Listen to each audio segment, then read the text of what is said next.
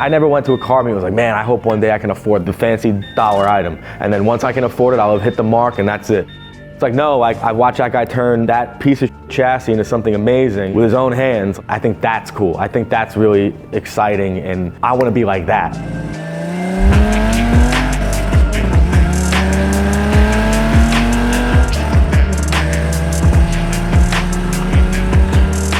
I think in owning an old car, the way you build it and the way that you fashion it after a particular period, it needs to have respect for tradition. These cars are older than half of us that own them. They're gonna exist longer than we will. I don't think that the car necessarily is supposed to be some sort of representation of you, so much as it's about existing in permanence beyond you.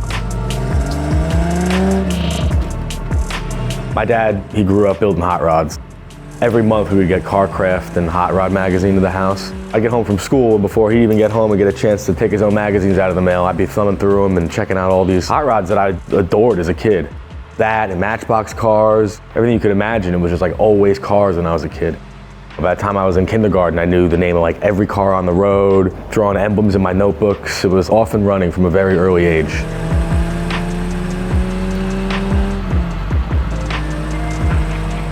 As I got older, I started to gravitate towards punk rock and skateboarding. The car stuff was always in my brain. I always loved cars, but to all my friends, I was like considered like Guido, like materialistic, superficial or whatever. And I can understand that from the way that you would most commonly see it. I was into hot rods and building cars and drag racing, all that kind of shit. But what people considered to be car culture was like BMWs and fancy shit. So I had a hard time kind of rectifying that interest with all these sort of counterculture ideas. I think ultimately I came around on realizing that like the way that I wanted to approach cars and what I enjoyed about car culture as I understood it was kind of the same way that I appreciated all the DIY stuff I saw in punk rock and certain art movements that I was into. If you were going to be involved in it and you were going to care about doing the car thing, do it yourself. Make it your own. Employ your skills, share it with other people. It should exist outside of you. It shouldn't be a matter of status or how much money you're making or a flex on other people. It shouldn't be about your ego. It should be about contributing to a broader culture that other people can garner something from. I found that the people that were doing interesting things with their cars were mostly the guys doing it themselves in their driveway or behind their buddy's house. It felt very organic to the passion that was coming out of those spaces. The more I got involved in it, the more I respected and sort of looked up to that energy.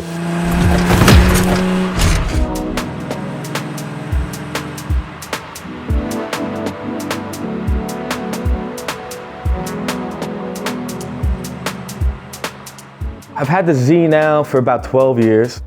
I was like 25 at the time. I had just sold my 02 WRX. And that was like my first real project car. I felt like I wanted something with a little more curb appeal, a little more refinement, something that spoke to where I was in life.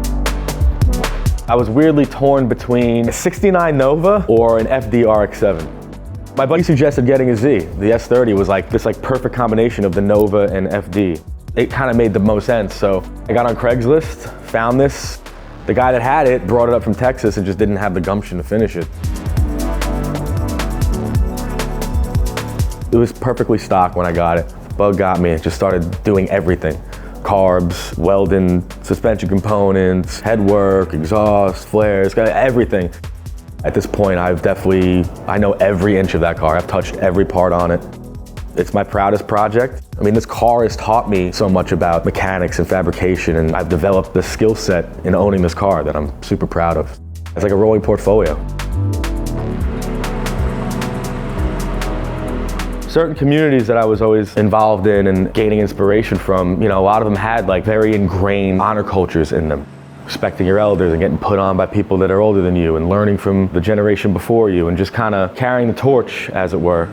These things have a rich history of being really popular in Japanese street tuning in the 70s and 80s. Here they have rich history as far as like IMSA racing and all that goes. There's a lot to pay homage to in the way that you're approaching these vehicles. You should have an idea of where the car comes from, what it means to the time period that it was built, and then how you owning it now is going to carry that torch into the future. I built the car, but I think that it should be sort of a hallmark of this heyday of Japanese tuning.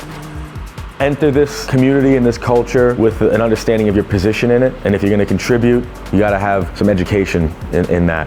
just a matter of respect, you know? Somebody built this car before I rebuilt it, you know what I mean? Like, that matters.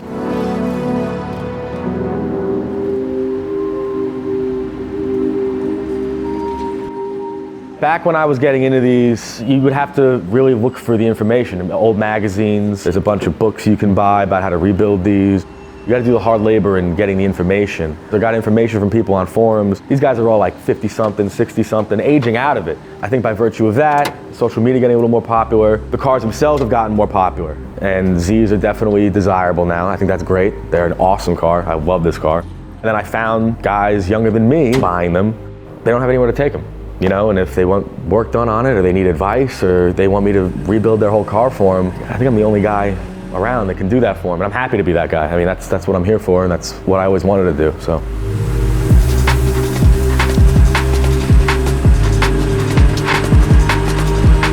Over the years, maintaining a car hobby in the city was always sort of a means justify the ends. I quite literally have worked 7 days a week my entire adult life to afford a garage and afford tools and parts and everything I need to be able to do this. And I live in the city, I'm gonna work in the city. I'm not ready to run away necessarily. It's expensive, it's a grind. You make it work, and I think in making it work, a lot of things come out of that too. When it's not coming to you too easy, you figure out how to get done a little better. It just builds the strength of character. The ingenuity that comes out of that, or making it work, is a mark of success, I think. So many cultures have been born out of this city, and there's a lot of just latent energy in the city around you. It's inspiring in its own way, and it's going away. I can look back at photographs that my dad will show me, or hear stories about back in the day when there were so many speed shops in Queens, and guys from Brooklyn had their little race crews, and guys from, Long Island would come in, Staten Island guys are building cars out there. The city had a lot of people doing things in it, and a lot of that stuff's gone now.